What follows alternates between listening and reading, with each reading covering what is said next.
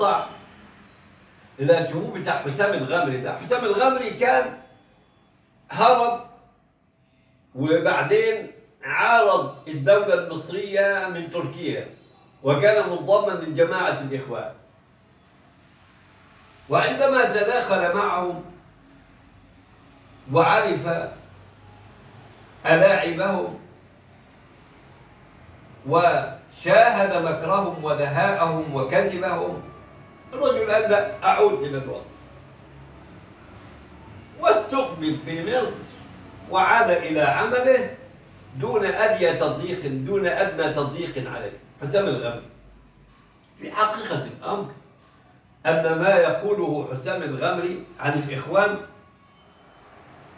هو كلام حقيقي 100%، بل لا حسام الغمري ولا غيره يعرف ما تنطوي عليه جماعة الإخوان المسلمين من الكذب ونهب الأموال والمكر والدهاء والسعي لهدم الأوطان، جميع الأوطان.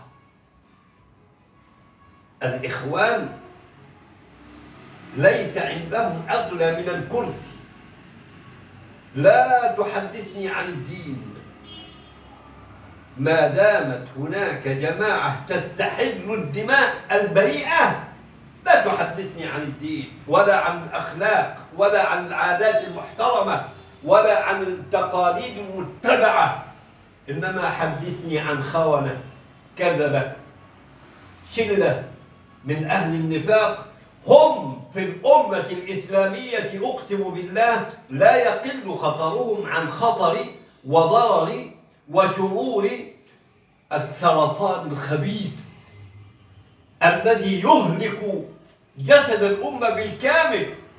أقسم بالله العظيم إن خطر جماعة الإخوان المسلمين على الأمة الإسلامية أشد من خطر المرض الفتاك.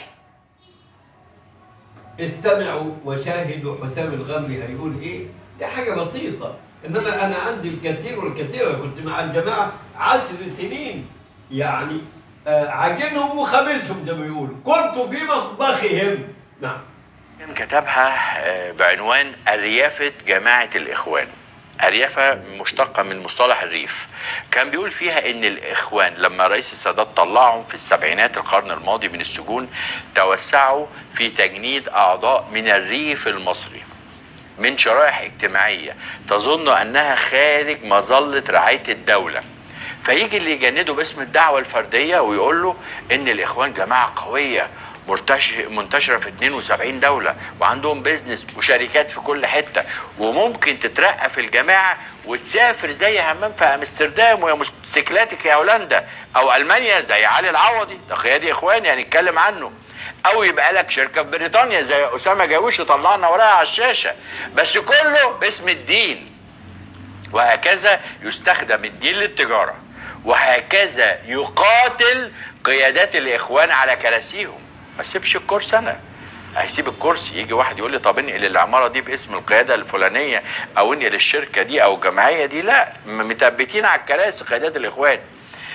الناس دي زي ما فضحهم عماد البحيري بقت عايشه في قصور وفيلات، ولو استقاموا لاعلنوا حل الجماعه من اماكنهم لانهاء هذه الفتنه في مصر وبلادنا العربيه، لكن يخسروا القصور والفيلات ما يصحش. في كل الأحوال ده كلام مؤقت بخصوص شركات الإخوان، لكن ربما بإذن الله في حلقات قادمة لو ربنا أراد أكشف مهازل في هذا الملف، أطلع أوراق شركات وأسماء شركات بره مصر يعني هتكون صادمة للمشاهد. لكن أنا دلوقتي عايز أنتقل للجمعيات، وهل هي فعلا جمعيات خيرية إخوانية ولا سبوبة؟ سبوبة بيتاجروا حتى بكوارث الناس، بمصايب الناس، بمآسي الناس عشان يلموا فلوس من الداعمين.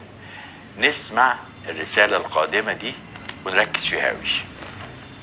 السلام عليكم ورحمة الله. أستاذ حسام كيف الحال؟ حضرتك أنا عايشة في اسطنبول بقالي 9 سنين من المعارضة، من بداية المعارضة، وحابة أبلغ حضرتك عن المهزلة اللي بتحصل هنا عل وعسى يستفيد منها الناس ويفهموا ويدركوا اللي بيحصل. في جمعية هنا اسمها جمعية الاتحاد الطلابي، هي خاصة بالطلاب المصريين، بتساعدهم في المنح بشكل جزئي في الجامعات. جمعية الطلابي لو حضرتك تتذكر بعد نكبة الزلزال في المناطق المنكوبة في الجنوب التركي،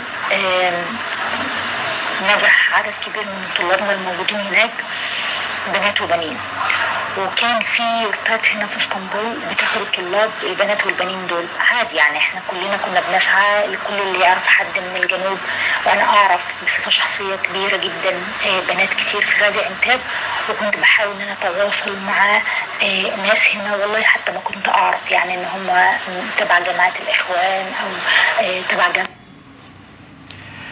الرسالة دي أو الاستغاثة دي وقتها بتحكي إزاي استغلوا بنات تعرضوا لكارثة الزلزال.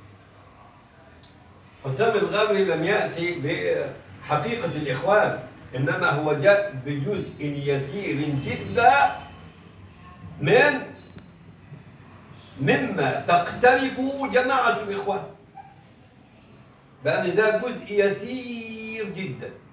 يعني احنا هنتكلم عن الإخوان، هنتكلم عن الرشاوى وما يحدث في الانتخابات والأكاذيب والمطابع وسرقة حتى كتب وكراسات المدارس بإنشاء مصنع لتصنيع وتدوير الورق في برج العرب في اسكندرية باسم عضو مجلس الشعب أيام مبارك.